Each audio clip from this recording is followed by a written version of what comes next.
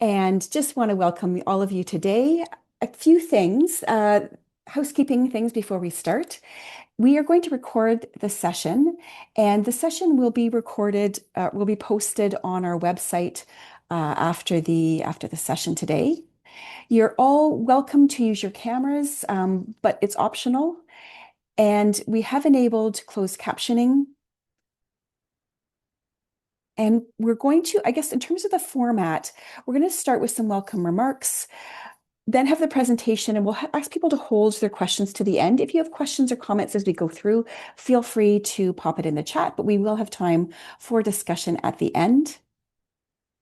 And if you want to participate anonymously, you're certainly welcome to keep your camera off or rename yourself as well for the recording. That's it for housekeeping there.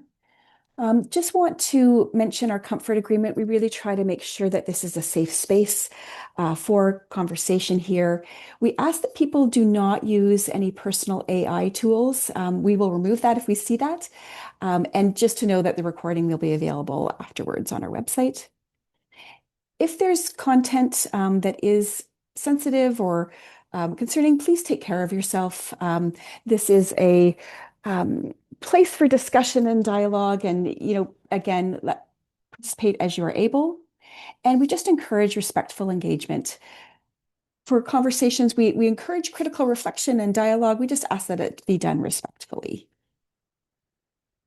That's it there. And yeah, just want to start us off with a land acknowledgement.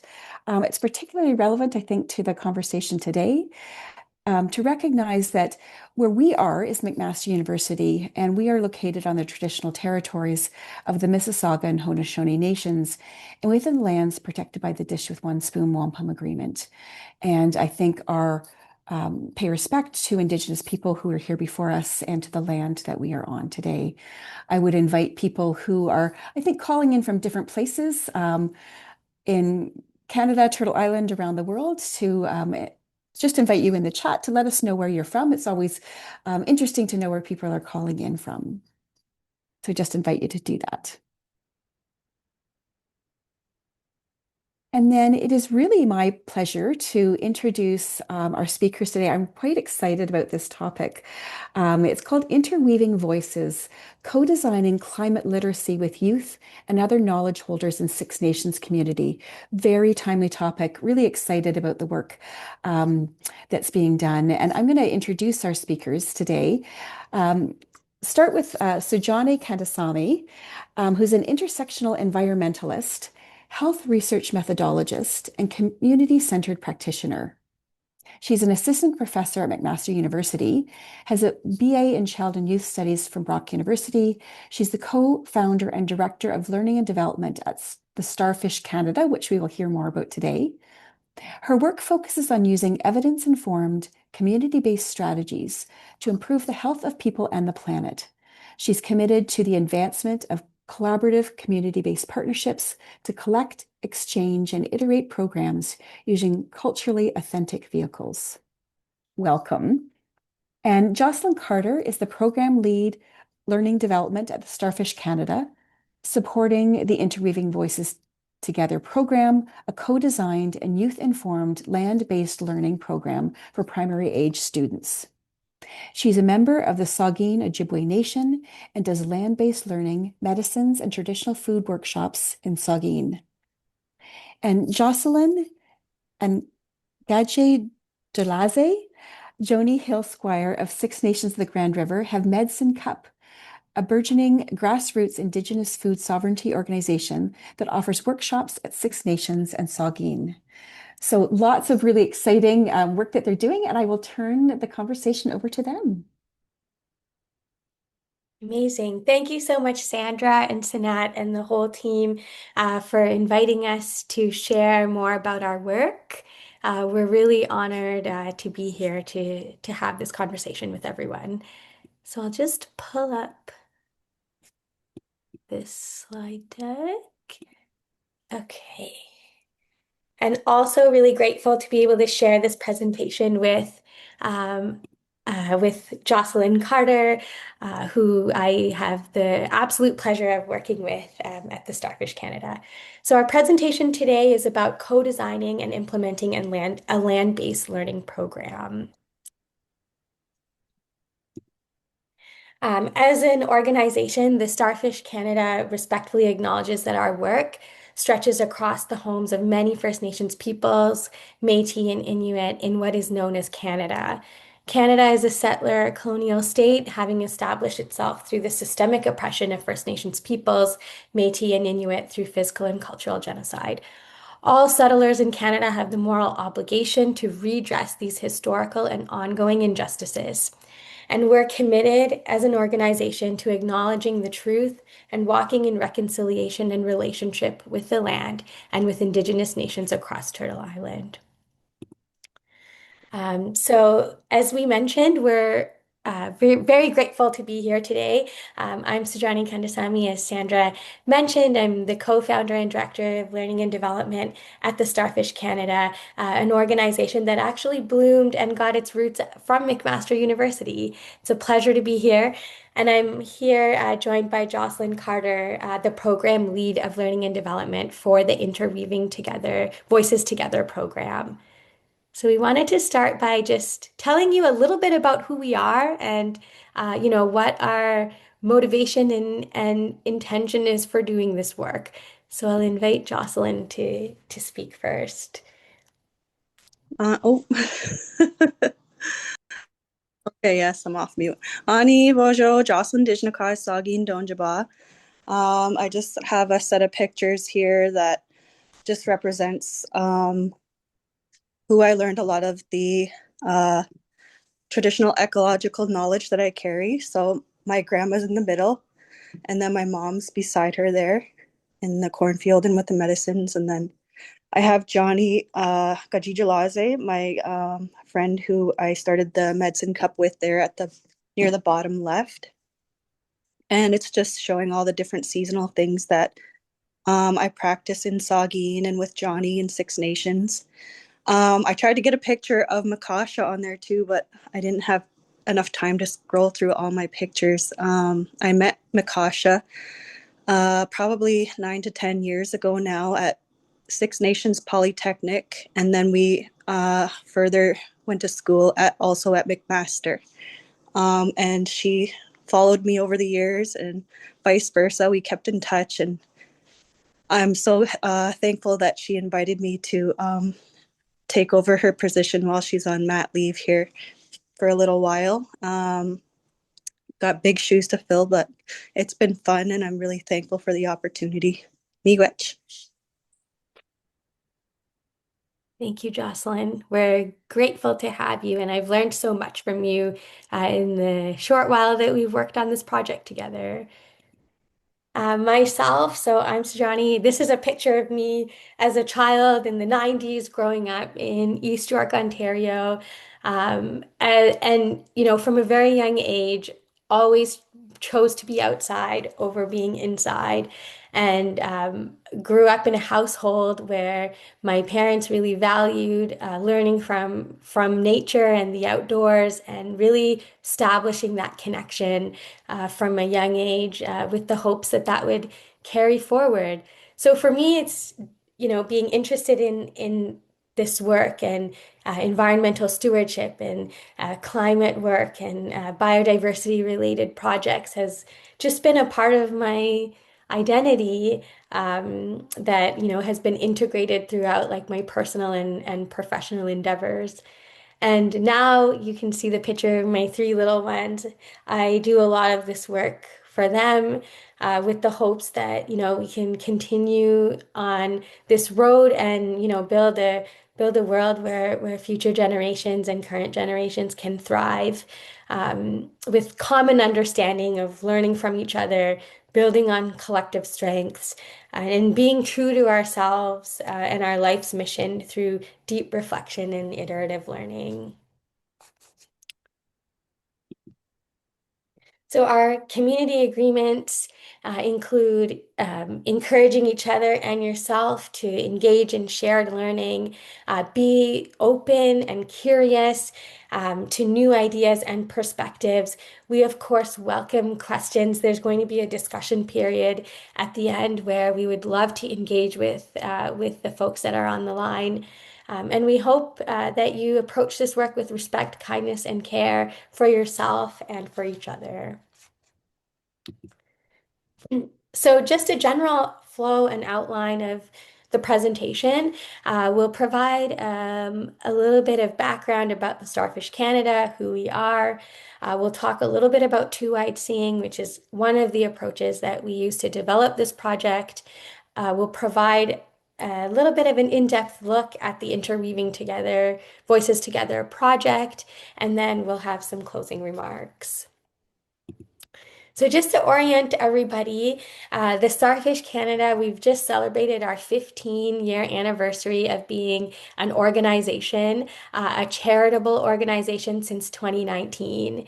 And we are an organization that works all across Canada, coast to coast to coast to coast, to uplift youth change makers, amplify their voices in climate action, while at the same time centering our approaches on equity and justice.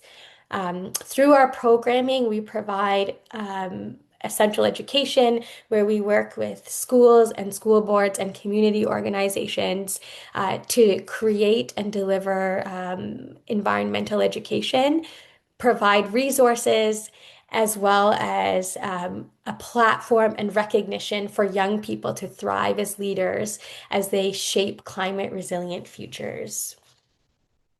And as I mentioned, we did evolve out of McMaster University while I was an undergraduate student here many, many years ago. My colleague and I, we took a course, an inquiry-based course on advanced topics in ecology. And from there, it felt like that was like a catalyzing moment for us. And we really wanted to be able to share and connect with young people all across Canada about how we can be part of the change. So here we are now, 15 years later, and have a suite of programs, and we're excited to be able to share one of them with you today. So as I mentioned, this one of the principles that we built this particular project on is around two-eyed seeing, developed by Albert Marshall and his wife, focusing on equipping both a Western lens and honoring an Indigenous knowledge when working in both Indigenous and non-Indigenous contexts. So it's like you see the picture there, where you're looking through one eye with the strength of Indigenous knowledges and through the other with Western ideologies and ways of knowing. Sometimes we're looking for overlaps and also navigating biases to be able to integrate these perspectives. And this work must be done very carefully and meaningfully, and Jocelyn will speak to that here. So I just wanted to talk a little bit about the critical considerations about using the two-eyed seeing. I do remember learning a lot about it when I was first starting school there with Makasha. It was like just coming out then, and we worked on several projects where it just started kind of being overgeneralized into a lot of things. And so over the years, I've learned there's a critical side to it. It's very useful, but you still have a lot of things to consider, especially when you're doing community-based projects. So the context of two-eyed seeing shouldn't be considered a pan-Indigenous framework. Its teachings originate from, as was mentioned, from Albert Marshall and his wife from the Mi'kmaq Nation. The risks that come along, there's many positives and pros and cons that come along with integration models and frameworks. One of the risks here is using two-eyed seeing can sometimes silence nation-specific knowledge systems and teachings. So they kind of just like focus on the two-eyed seeing, and they don't integrate actual teachings from the nation that they're working with. So that kind of helps us with the whole context of how to be critical when using it. And so I just wanted to share some responsibilities to take forward with you if you're going to be using this model. So before you blend lenses together, you need to consider some things like who holds decision-making power. And these are just a few questions. You can come up with your own questions in your own projects, but these are just to get the ball rolling for you guys. So who holds decision-making power for what and for what aspects of your project? Which knowledge systems or lenses define if the work, like the validity of the work that you're doing? Is the framework, the two-eyed seeing framework, is it vetted in your nation or community that you're working with? That's a big one. And then is the Indigenous knowledge being invited in versus is the Indigenous knowledge leading the project? And then the last is who benefits from this integration? So who benefits from the two-eyed seeing? And so the next slide is a little bit just rounding out the critical awareness of everything. It just to solidify it in our memory is integration frameworks require structural awareness. So you can't just throw that label in there without considering all this stuff. That it's a very ethical application. The framework requires careful attention to nation-specific knowledge, and a big piece is having it the two-eyed seeing vetted by the community that's involved. And then I just shared a couple further readings that might help you guys understand the critical side of integration frameworks. Miigwech. So building off of what Jocelyn described, we've developed this program that's now about in the right around the middle of our work on it. So it's titled Interweaving Voices Together, and it's a pilot education program that's being designed and implemented with schools in the Six Nations of the Grand River community and the surrounding Southern Ontario region. And overall, our goal on this project is to co-produce with land-based learning leaders, educators, and implementers from Six Nations, as well as educators that are non-Indigenous educators interested in learning more and integrating this kind of programming in their classroom to co-produce and pilot this hands-on, nature-based learning experiences that are rooted in traditional ecological knowledge.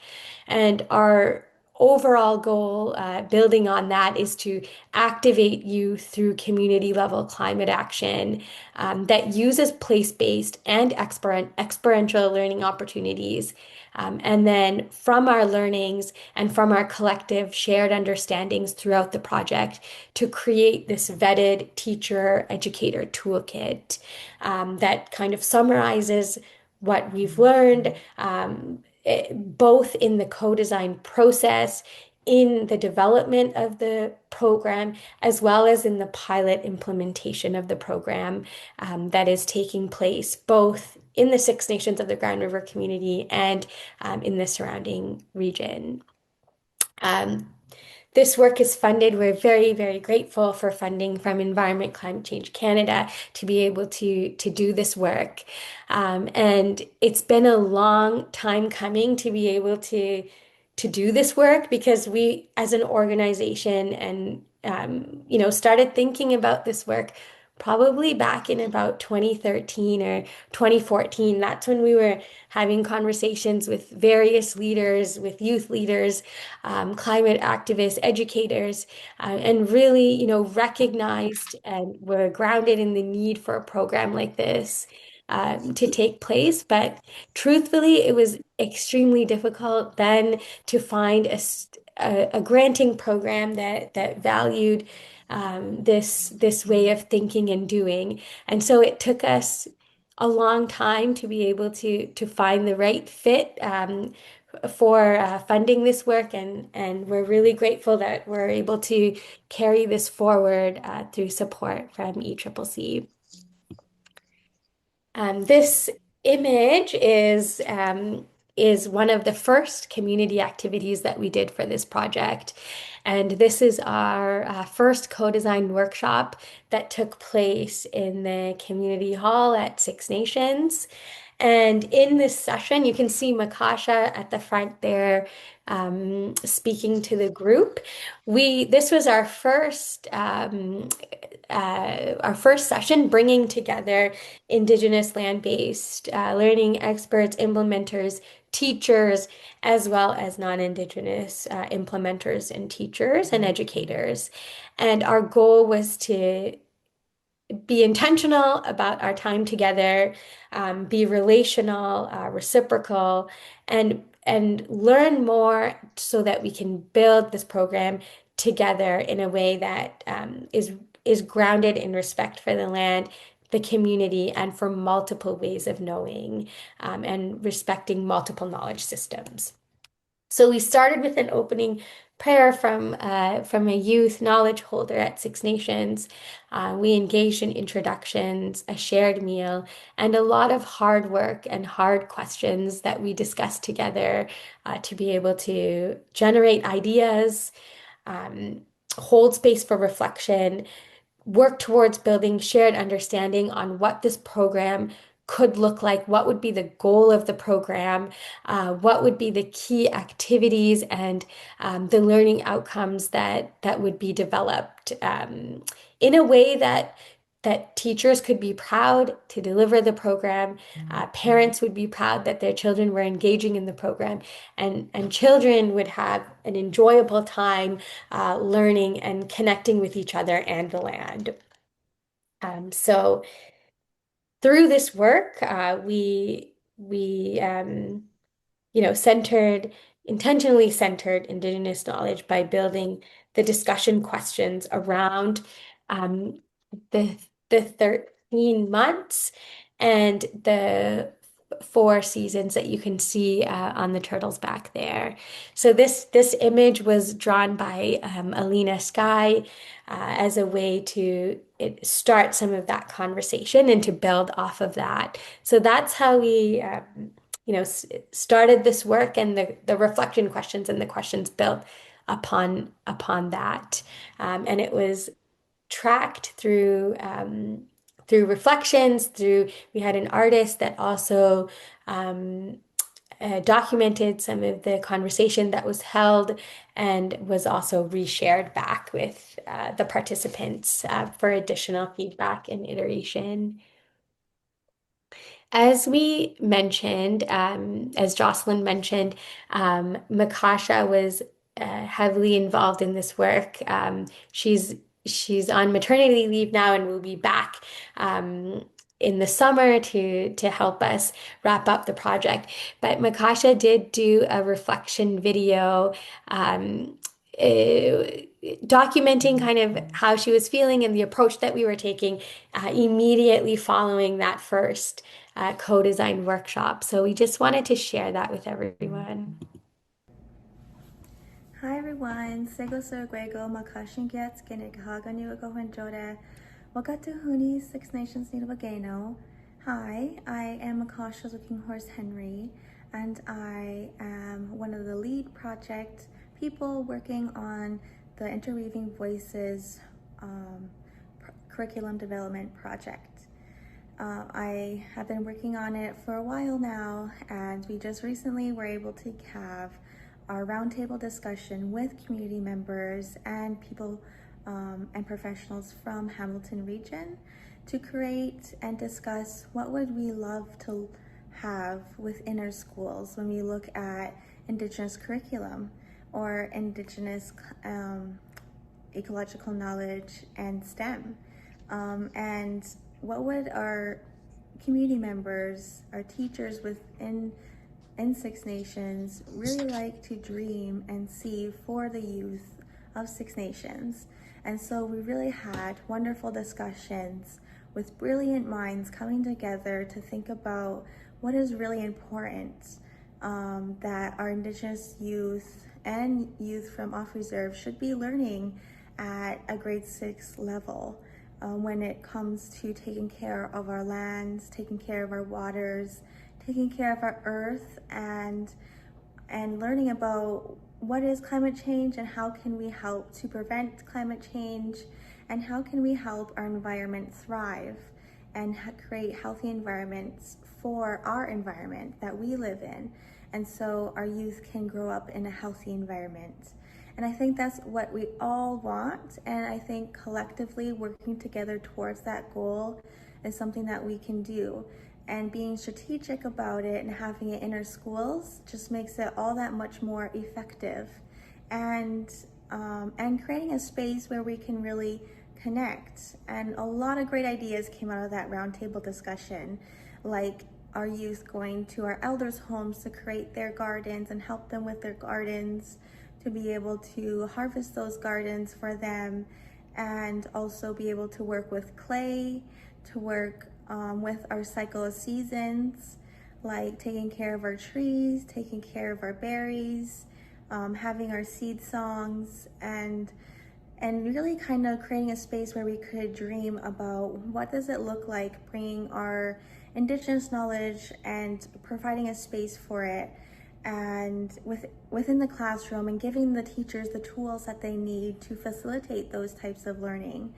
And how can we be on the land more, which I heard over and over and over again within our community, that our youth off reserve and on reserve really want to be on the land and work on the land more and learn about things and how to take care of the land in different ways and capacities, which I think is definitely really doable. And I think we should start transforming that and coming from away from the classic classroom structure to being more open to being out on the land, and having a tool like we're trying to create here within this project of Interweaving Voices is really creating a tool, a curriculum unit plan that's already made for teachers to use within the classrooms, and for them to use confidently, and have the materials list played out, to have it already reviewed by knowledge holders, by community members, by committees, by all the people that I'm going to talk to have it already reviewed and vetted through that system, as well as the Ontario curriculum system as well, and have that available to use and be confident in them using it. So I know that it's kind of at the very beginning stage of where we're trying to gather where are we going to go next, and put all these ideas and minds together, and having something at the end at the end result of having something that the teachers will be able to use within the classrooms, which I think is super beautiful and super needed as well. And I'm super excited about this entire project, and it's been really amazing just working on this. And it's also been a passion of mine. So I think just hearing the community say that they want to be on the land more, and working tech and traditional ecological knowledge and STEM within those things that we're already doing, or our Thanksgiving address and things, and integrating math in that, and integrating science in that, and in each of the activities, you're able to create those math and learning and STEM aspects into each activity. And that's really what it will turn out to be, is just something that the youth can be outside and learn math and also learn STEM. And it's also Indigenous knowledge that we've been doing for millennia, and bridging all of those things together, not that they haven't already existed, but just creating a space where they can work together and coexist, and it being a place for our youth to be able to learn and thrive. And I think that's the end result and the end goal to have. And and this curriculum and unit plans won't only be available to local Six Nations, but also to other Indigenous communities and the rest of Canada, I think. Not only in Hamilton or Cambridge or Kitchener, but also broadening that and being accessible to everybody. Hopefully by the end of this project, that's where we'll be. But again, we're just at the very beginning and learning which methodologies should we be using, what's the best way to go about this project, and how can we integrate everybody's voices into the final result of what it's going to look like. And it's been our team's job and also my job to kind of think about those things and think about what this could be in the future. Yeah, so if you have any questions, I'm so sorry if I'm not able to be there in person, but my colleagues are more than equipped to answer any questions that anybody has. And thank you so much for listening. Thank you to Mikasha for putting together that beautiful reflection.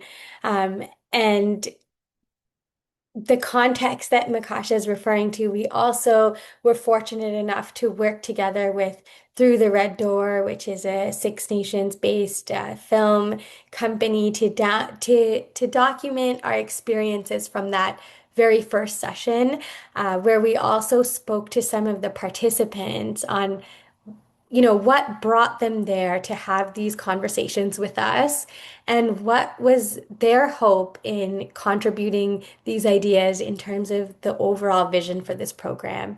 So we also wanted to share that with everyone today.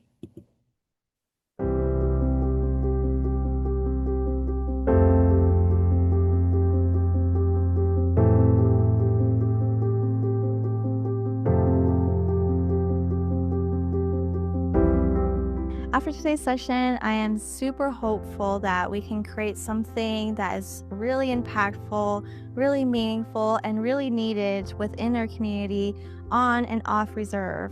I really appreciated the fact that folks came in with such an openness and willingness to explore different questions with one another. I'm feeling really energized and really inspired by all of the insightful and beautiful minds that came together to co-design and take that first step towards co-creating the program that will evolve from these series of workshops. In this day and age, especially, I believe everyone can learn from the lessons and what we talked about today on how to connect youth back to the land, non-Indigenous students and Indigenous students. And it's finding a way that we can all work together as a community to help our youth learn in the best way that they want to learn, focusing on their voices and what is really needed in our community.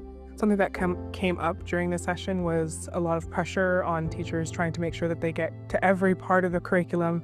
And with that, there's an absence of land-based learning and cultural heritage incorporated into the work that they do. So this would be able to help connect students and teachers and bring them back to cultural teachings and traditional knowledge in a way that's really meaningful and also lifts some of that load off of teachers' shoulders. Today was really uplifting, and it's just a really good feeling just to know that there's more people out there with a similar goal, I guess, for things that are needed within our school systems. But I feel like it's really going to be beneficial, and this is going to be a really good experience. I think what we're working towards is more of a holistic approach towards education that also brings in community, which I think is really central for overall health and well-being. And I think it'll be a really positive contribution, positive learning experience, positive reflection experience, positive life experience for the youth that get to partake in the finalized version of this. I'm excited about this program. I believe in it. I feel like it will enrich their lives and give them wellness and comfort and hope for their future.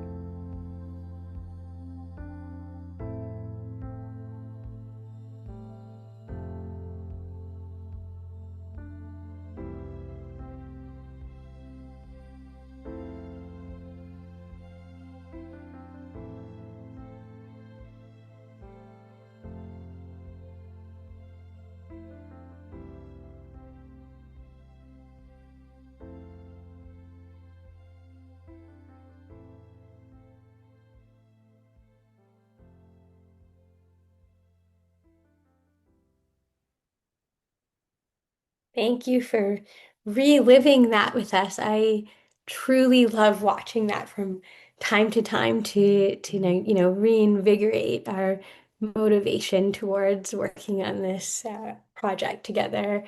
Um, so from that session that you saw that brought those different voices together to start on this journey towards developing the unit plans, post workshop, uh, discussions and activities that happened really included piecing together and weaving together the discussions and reflections from that workshop. So we collected information in a variety of ways, like we used, we had notes that we were taking. There were photos and video and digital story reflections, as well as stories that were shared and ideas that were written down on little post-it notes. So we welcomed many different ways of for the participants to share their reflections and ideas and future directions with us. And I think that was a really important part of how that initial workshop was set up to be able to allow that flexibility and freedom, and also the richness of that was a huge amount of and huge volume of information that we went through together as a team to conduct a thematic analysis on those beautiful stories, directions, and also critical questions that were raised and shared. Together as a team, we spent quite a bit of time reflecting and iterating on that shared information, and thinking about how can that then be translated into learning goals and activities that can happen in the classroom, in a way that also takes into consideration the structure of classrooms, access, as well as requirements, school-based requirements that are in place that, sometimes make this kind of work a little bit challenging.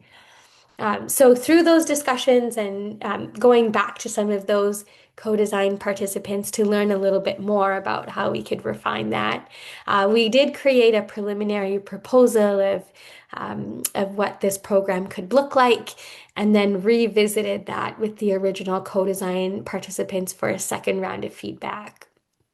And in the end, what came out of this is a seasonal program consisting of 4 standalone sessions, but also sessions that connect and build upon each other. So it's a full year program that's been happening, that we started in September, and it will continue on into June of this year. And we've so far conducted the fall workshop, the winter workshop, and we're just about to do the spring session at the end of February, and then there will be a summer session. And I'll invite Jocelyn to say a few more words about each of those each of those sessional workshops. Jocelyn? Yeah, so it started off with in like at the picture that you can see there, other kids got to go outside of the normal school area, classroom and playground, and they were taken to the community cornfield there in Six Nations. And there was also a awesome speaker that was brought in for them, Kitty. I forget her last name, Lickers. I forget her last name. Really awesome, and she shared a lot of stories about the corn and teachings and got the kids' imaginations going, and she inspired them to ask her a lot of questions, which was really cool to see. And just having them out on the land and being excited to be there was really cool. And then so at the first session there at the cornfield, they actually got to pick some of the corn and keep some of the corn husk that we used. And the next we them to make we taught them how the story behind the corn husk doll. I had my friend Gajidra Laze there, and she is works at one of the local schools for Mohawk immersion, the Everlasting Tree School. So she came in and she talked to the kids about the story of the corn husk doll. And if you know that story, you know that it's an important teaching for kids and everybody in general. And they got and then they had to make the dolls, and they were just little mini dolls. There's something that we had to kind of like adjust so that the kids could do it in one session and then be able to take something home with them. And then at the time we went over like the seeds, the corn seeds, and how to process and keep everything and store everything, and the teaching about we only take what we need and we use everything that we take from the land. We don't discard anything. Everything has a use. And then we talked about the seed. Those will be used in the summer session when they do the gardening, and so we'll be able to go over everything again so that stuff can stay in their memories and just build on it upon each other. And then the next session that we're doing in February is going to be tree tapping, and we're going to be doing that at the school because they have some maple trees there.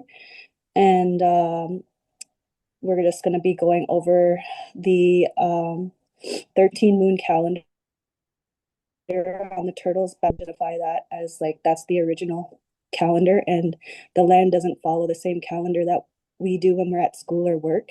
It follows its own calendar with the moons, and just teachings about each moon, and how the tree tapping time of the year is actually the new year of the seasonal cycle.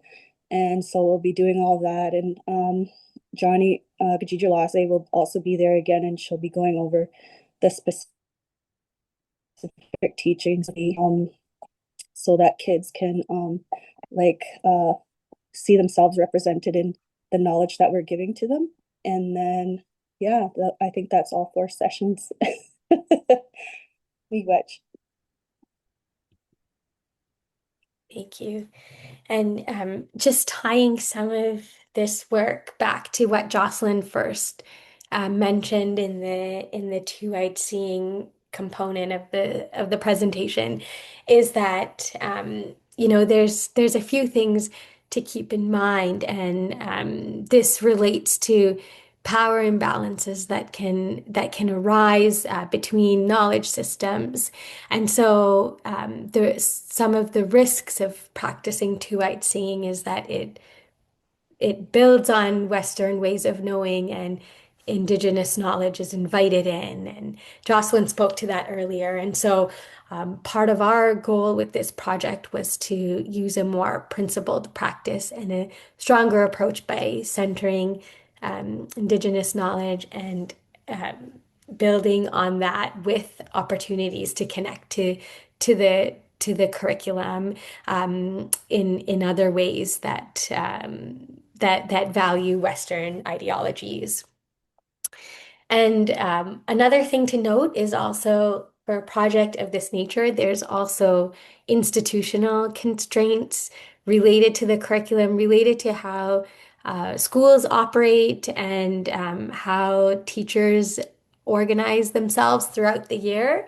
And so working within that system, I think has also been a learning experience for us to be able to create a program that can more easily fit in with that current structure, but also by building on and using this strength-based approach that is built on land-based pedagogies and data sovereignty in Indigenous contexts, and that relational accountability, where we work very closely with local experts, even the film and photograph team is also from Six Nations, and building on that local context is very important for this project.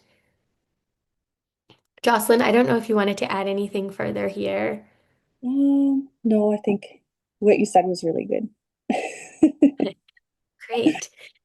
So now that we're in the implementation phase, we're piloting the program in various classrooms, both at Six Nations and in the surrounding communities. And so we wanted to share a little bit. Jocelyn talked a little bit about our what we're implementing, but we wanted to highlight some of the lessons, three big lessons that we've learned so far.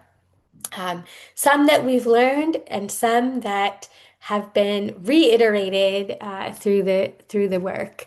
So certainly the big piece here is about trust building and building trusting relationships both internally within our team and also externally with the co-design participants, with the teachers, with the leadership at the schools, is a very important component, a foundational component of being able to start this work and also continue to make it a successful project.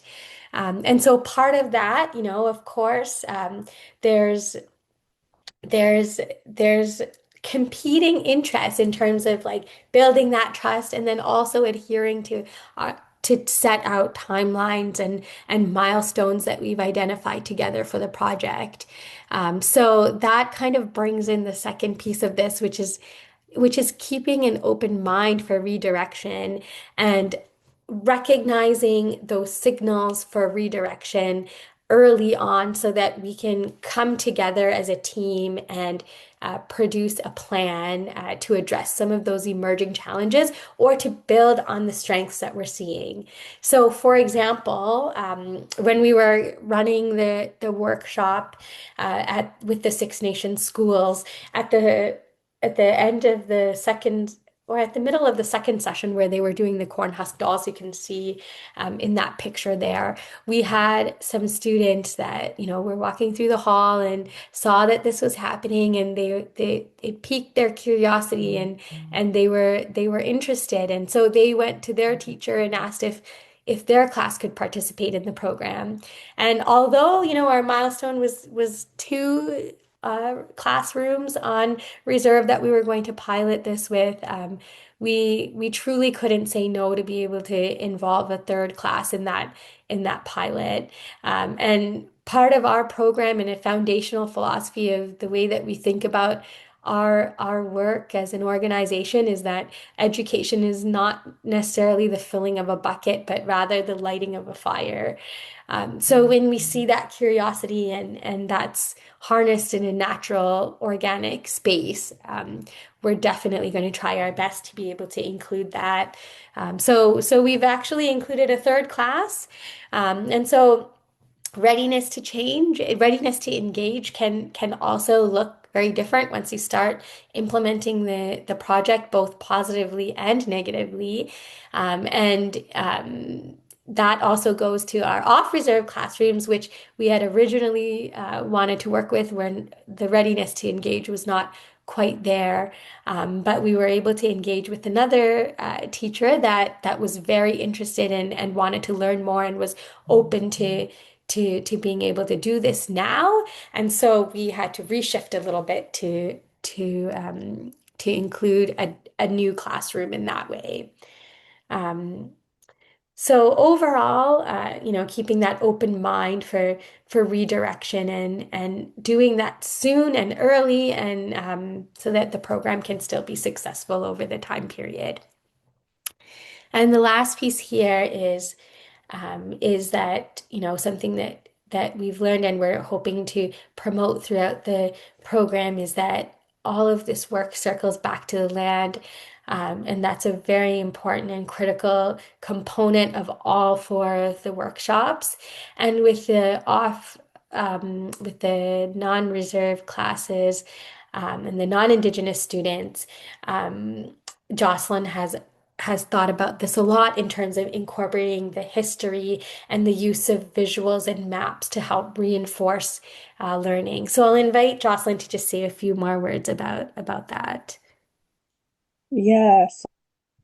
So in Saugeen, we don't have any schools on the reserve, but I go to a lot of the surrounding schools that a lot of the students from my community attend, and so I have to teach both Indigenous and non-Indigenous students.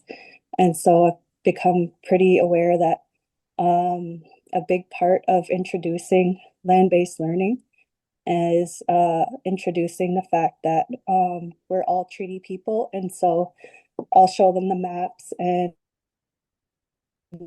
we'll look at the treaty and just like really try to bring that home for them that everybody's connected to it, to the land.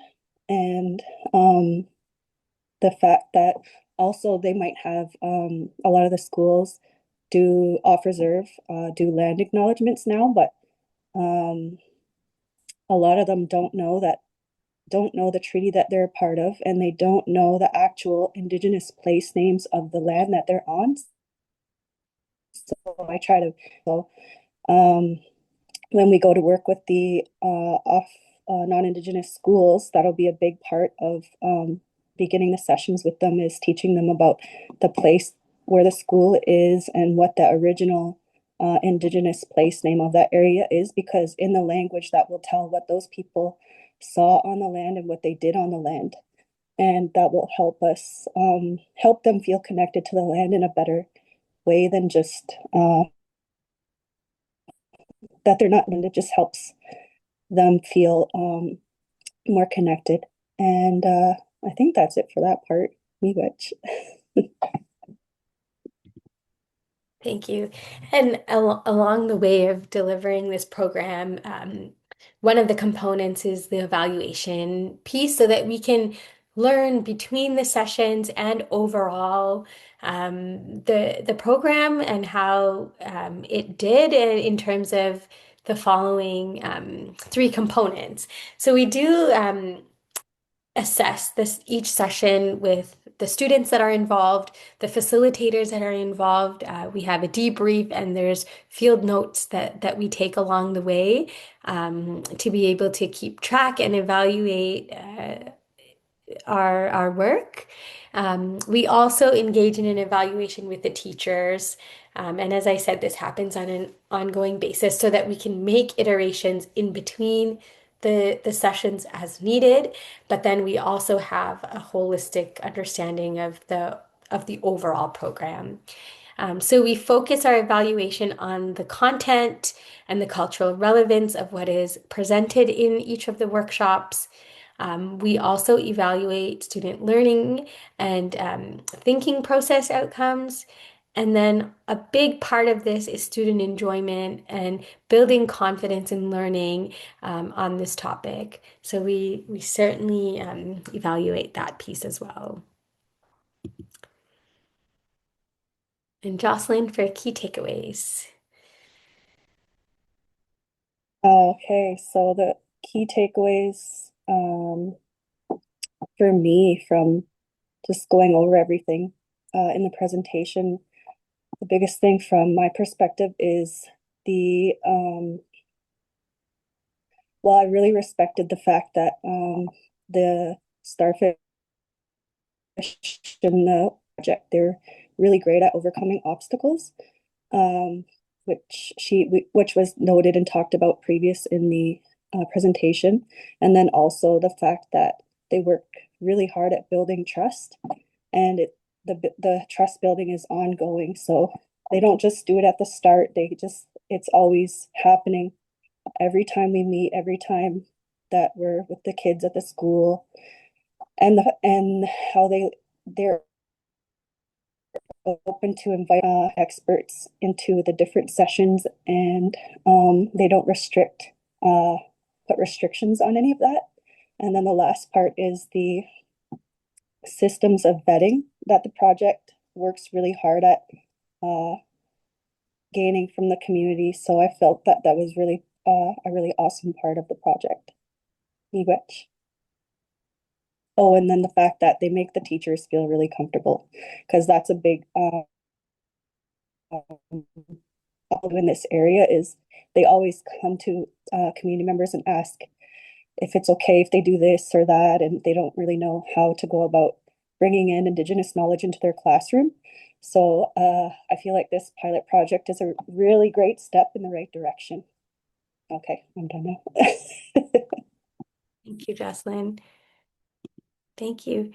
So I guess we'll open the floor to any reflections. We'd love to hear from those of you in the audience about like maybe what resonated with you, or if you're working on similar projects, we'd love to hear more about what those are. Maybe there's some opportunities for collaboration and cross-project learnings that we can share with each other.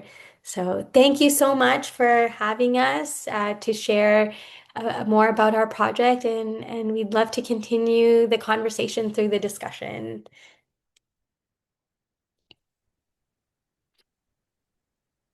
Wow. Thank you, Sujani and Jocelyn. And if people have questions or comments, yeah, put up your hand or write in the chat.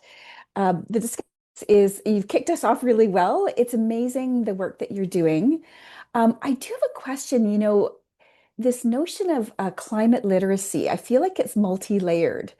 And I don't know if you could speak to a little bit of that. Like, where do we need to go, I think, with youth, and what does climate literacy mean? Quickly, I think, Oh, go ahead, Jocelyn, go ahead. something just popped into my mind. So, another big thing that I talk about when I'm talking about the treaties and the place names of where we're at the schools and everything, other than, doing the regular uh, acknowledgements of the nations. We talk about the land that we're on and the history of it, but also being if that we're all treaty peoples, that means that we have responsibilities, and those responsibilities include bringing up the topic of climate change and making sure that kids are get comfortable with what does that mean to them.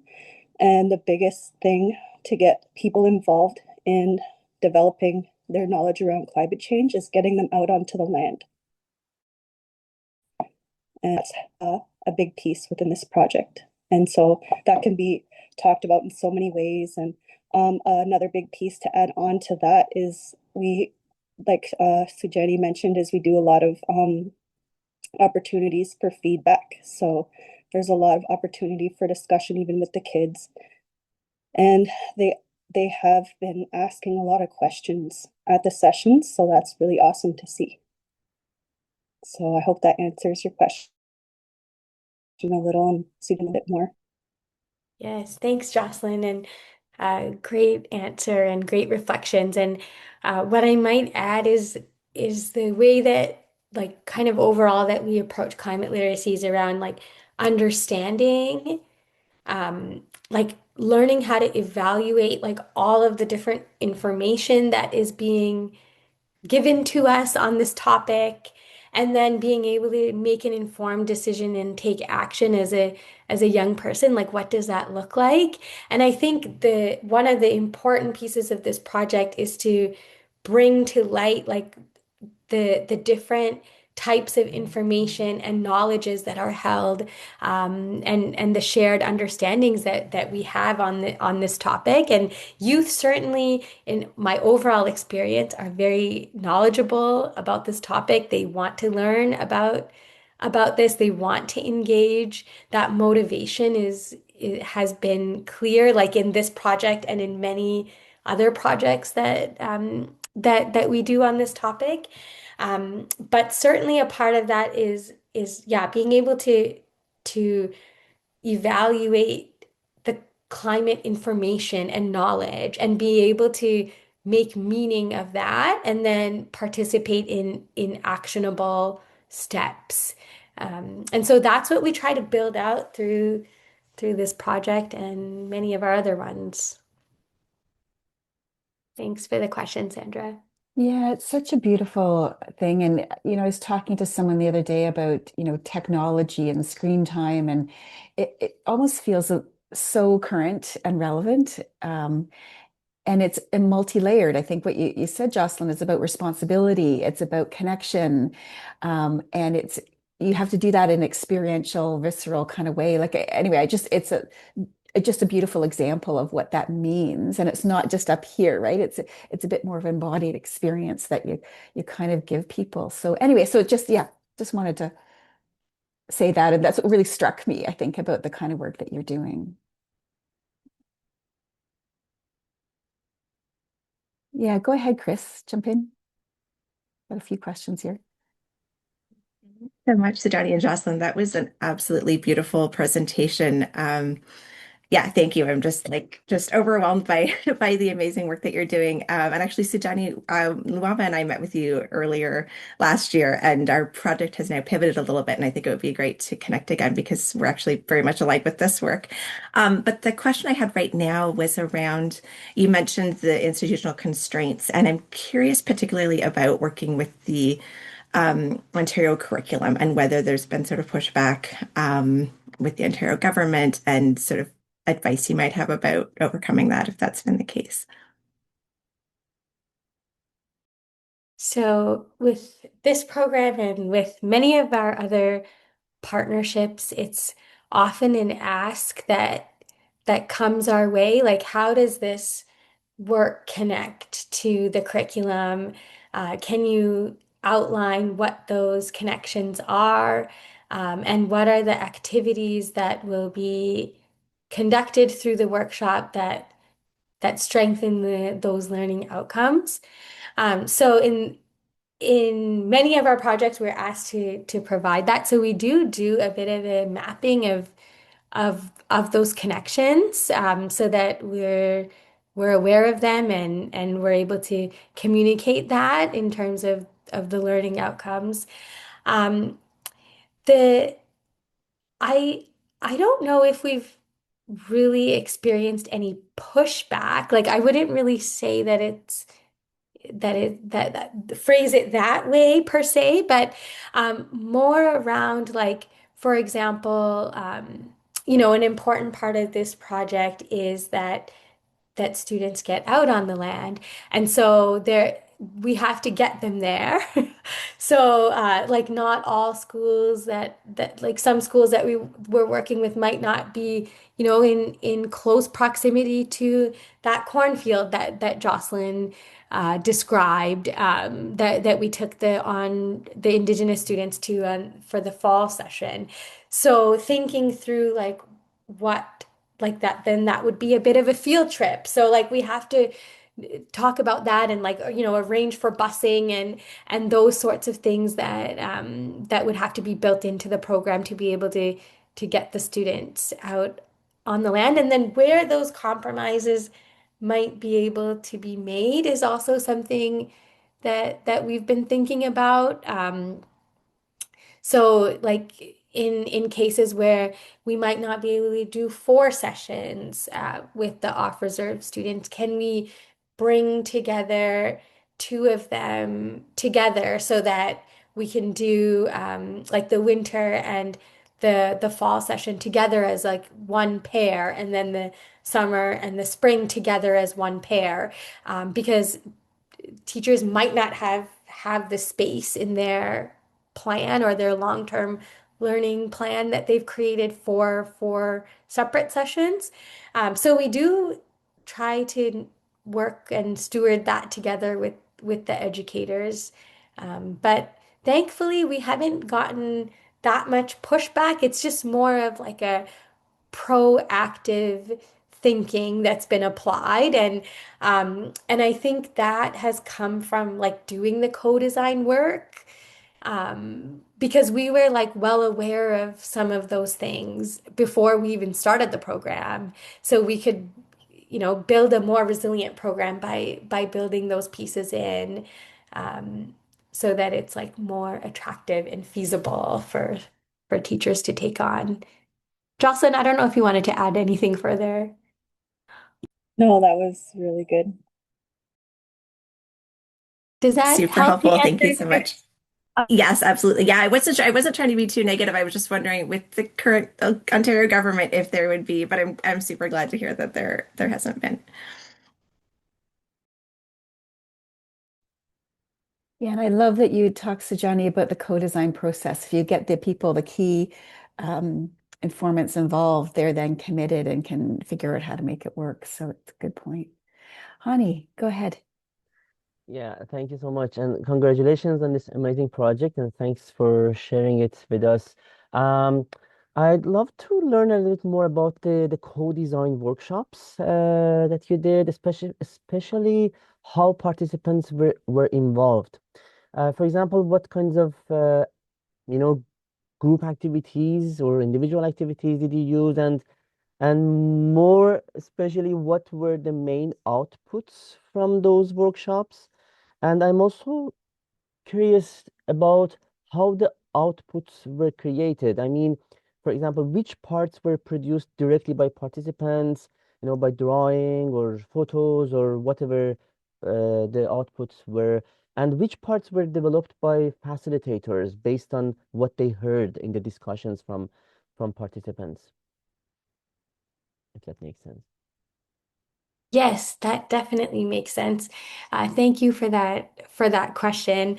So the way that and of course this can look very different for different projects. Like this is the way that we approached it for this project. But we had that group that you saw in the video. There were various members from the community, many of whom are doing land-based learning, and they're educators and teachers that also teach in the community. And we also had participants that were not from Six Nations that that were either interested in bringing land-based learning into their classrooms, or they were working with or running an organization that was also doing like outdoor nature-based learnings to supplement the curriculum. And so we brought those people together, and we had like some questions prepared in advance about what we wanted to talk about. Then that was done after we shared like, what's this program like? What's our kind of hope for this? And so then we had some kind of broad questions about like, people's reflections about like doing this kind of land-based learning with classrooms, like more general reflections. Then we kind of talked about like some of the challenges, the barriers, what they would like to see the program look like if we could create something like, if we had a magic wand and could remove some of those barriers, like what would a program look like? And so we kind of had those broader discussions, and truthfully, like it didn't end in that one workshop. We continued to work with those participants, like even after the workshop. Like the workshop was kind of how we approached it, like a way to bring everyone together for that first time and like have these like big picture conversations about like the vision for what the program could look like. And then some of the details we did with specific people, like afterwards as well. Um, but the whole thing, I would say, was built upon what those participants shared. What we did as a team was to just like structure it a little bit into something that we could deliver. But the idea, the approach, the topics, like what could be covered in each of the thing, the whole idea for a seasonal program, like all of that came from the co-design. So we weren't like, I would say we were more just like facilitating and kind of weaving together some of the conversations, and went into that quite open. Like we did not know what this program was going to look like when we went into it. We had an idea based on what we've done in the past, but like that was not on the table here. Like we kind of approached it more openly, like if it would be one session, if it would be multiple sessions, like once a month sessions. Like we didn't know what the group wanted. But through the conversations and through people shared, obviously, like like you can probably imagine that like there was lots of agreement on things, but there were also like some varying opinions about the way that the program could run as well. And so like we talked through that, and it was like almost a full day's worth of conversations, our goal was to get to a place where we can then like analyze that data and propose like a skeleton framework of what this program could look like. Yeah, hope that helps, honey. Amazing. Yeah, yeah, yeah. Thank you so much. Yeah, it's always good to learn about, different practices in the co-design context to see how people are engaging participants. Yeah, thank you. Thank you so much. Thank you. I just wanted to say that just from like talking with Makasha a lot about because I wasn't there at that part of the project, so I asked her a lot of questions, and she said one of the I guess the bigger outcomes that came from the community is the way that they wanted the information that they wanted in at the sessions. So they specifically said that they would like to see food sovereignty practices taught to the kids. And so that's been the main thing that we've been doing at the land-based sessions is the food sovereignty aspect. Like we're not just out here on a walk, like we're out there teaching them that this is what uh, this is what you can do on your own. Like we're teaching you something that you can go home and do and with your family. And it's like more of the traditional foods and stuff that they can't just go to the store and get. In the community, they do offer certain things at their local stores, but we're teaching them how they can do it on their own. And then being out on the land, they're able to monitor like the way that the seasons change and how they're changing over the years and how we're going to be adapting over the next 100 years. There's going to be changes, and a lot of that has to do with the plants and the animals, and so they're learning a lot about that too. So that was the biggest outcome that I heard from Makasha that came from those co-design workshops. And then the other side is the fact that the starfish group was really good. An outcome from them is that they were really good at structuring the sessions. So doing all like the admin work that is really tedious for the facilitators that are going to be like myself at the actual sessions because I'm thinking about the prep of everything and how the day is going to go and the timing of everything with the seasons and that's a lot of work. And the Starfish is a really good team that does a lot of the tedious admin work that and gets everything like they just round everything out really well. And so I felt like that was a really good outcome that came from their side too. Miigwech.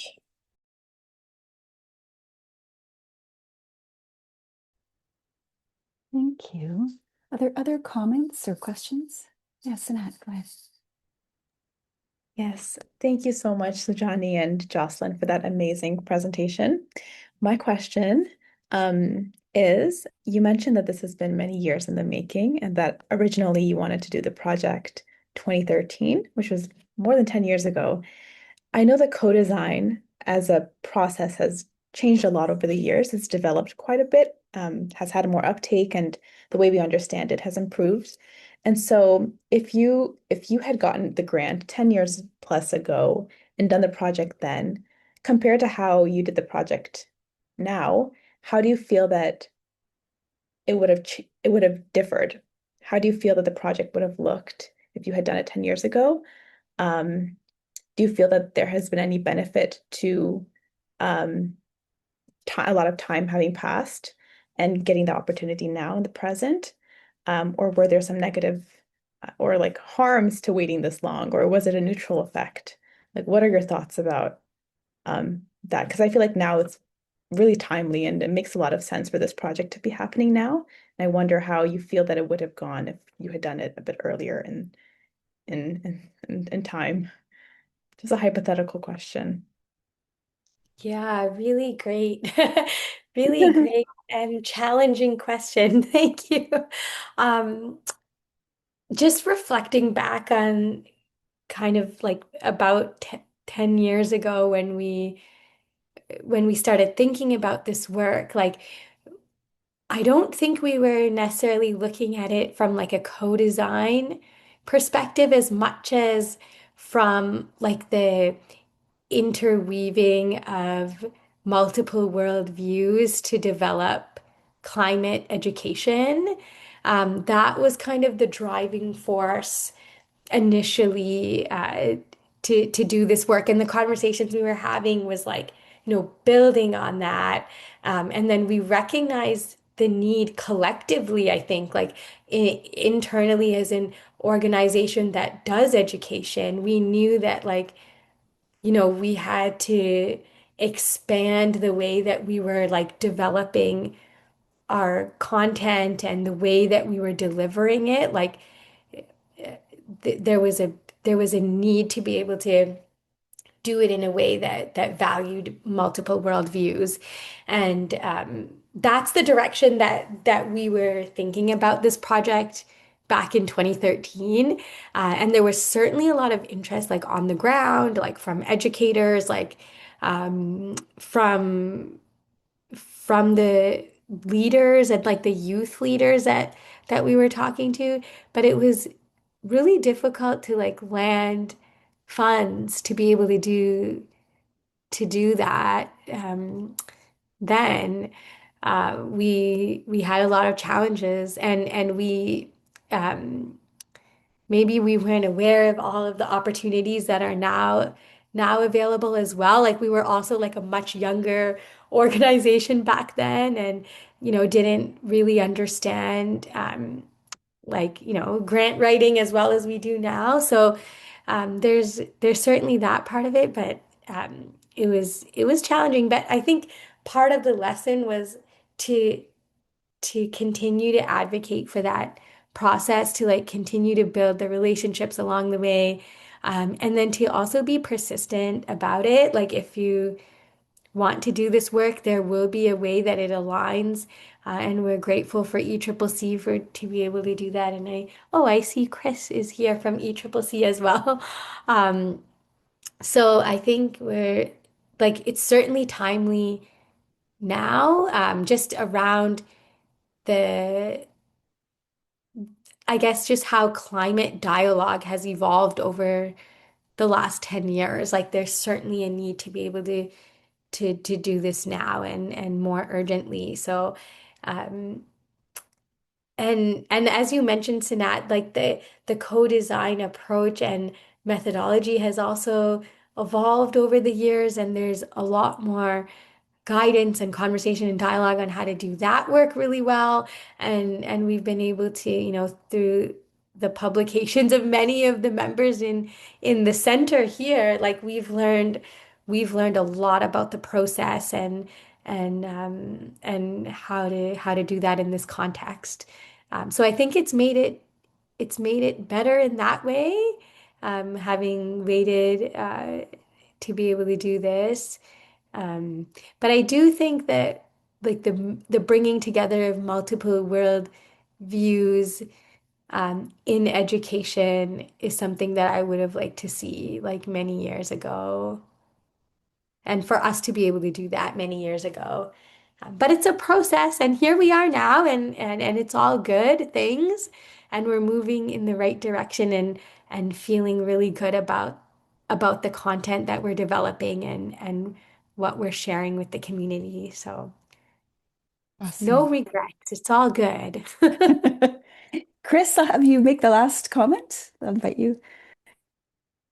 So much. I'm really just impressed by the work you're doing and your like ground up based approach to it. I work at the Canadian Center for Climate Services here at ECCC, and I think I have two or three projects that I'm helping manage that does a very similar approach to what you're doing with that co-development in community to make sure that we can incorporate elder and youth knowledge into climate literacy for the entire community.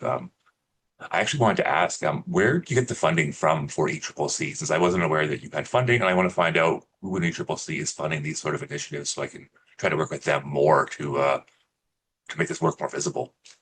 And thank you again for the presentation. Thank you so much, Chris. I can get that information for you in more detail.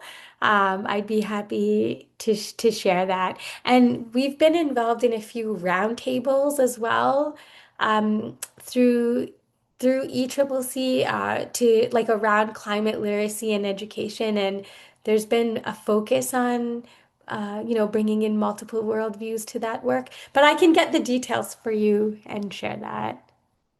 Thanks Thank so much. I you. put my email in the chat there. I appreciate it. I love when the networking happens. That's great. Any last comments, questions? I feel like this is really exciting work. My question was going to be about where you're going from here, but I think you have lots of things on your plate. And if you have a vision, what's your vision of where you'd like to go in the next 1 year, 5 years?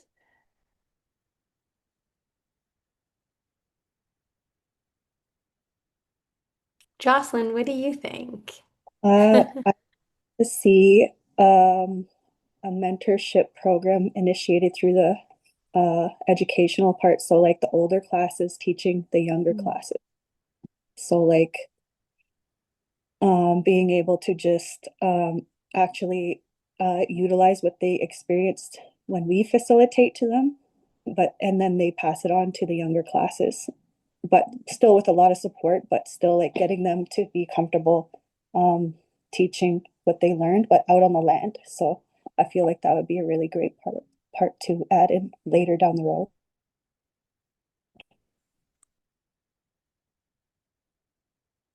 That's a great answer. What to say more than that?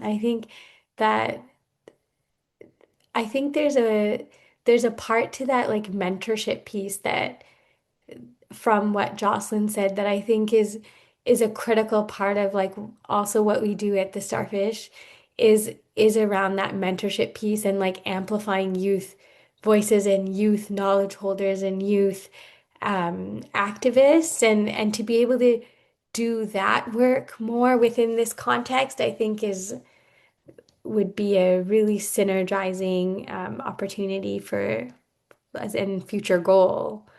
Um, yeah. Amazing. So we're going to have you back in 3 years, 4 years, and see where you go from here. Really exciting work. Congratulations. Um, Really great conversation, talking about some of the opportunities, I think, and the challenges of this work, but fantastic. I know, Sinette, we have some wrap-up slides. So just a thank you. Use our virtual applause here for the work and taking the time to do that. And congratulations and good luck with the next phases. Really great. Sinette, I think we have some upcoming, what's happening next month. Yes, Um, I will just share that. Thank you very much yet again, Jocelyn and Sujani.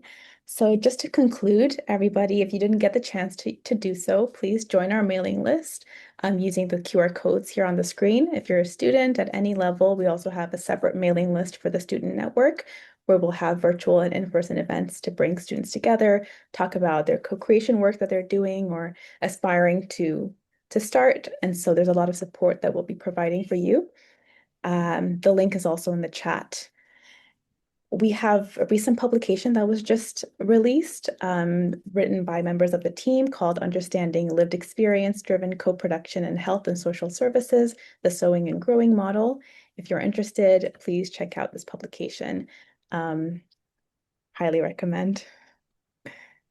And our next webinar will be next month. This is a monthly series. March 27th, we will be having Dr. Andrea Zafiro from the Department of Communication Studies and Media Arts and Yelena Vermillion, the Executive Director of the Sex Workers Action Program in Hamilton, talking about cybersecurity and co-design and how those two come together.